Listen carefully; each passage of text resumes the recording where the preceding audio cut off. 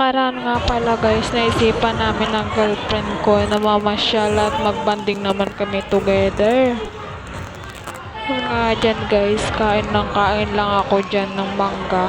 Nireply nga lang pala ako nung mama doon na nagtitinda. Sabi niya libre na lang daw. Ewan ko ba kung bakit niya ginawa yun. Asan guys, bakit cute lang ako dyan.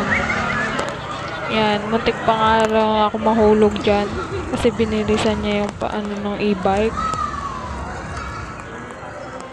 Tapos ganyan-ganyan lang guys. Ngiti-ngiti lang.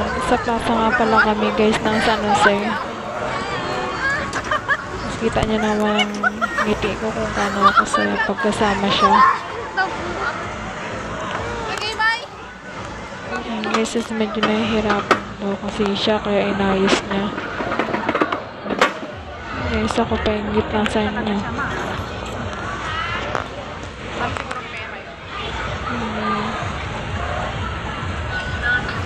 Sensya nga pala guys, medyo maingay. Andito nga pala ako sa school.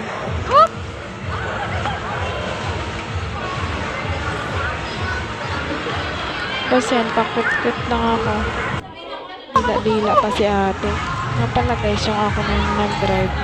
Nahihirapan ako kasi matigas.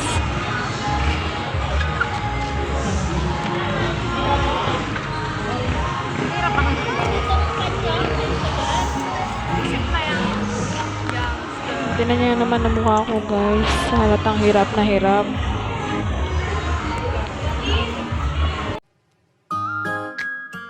So, sana nag-enjoy kayo.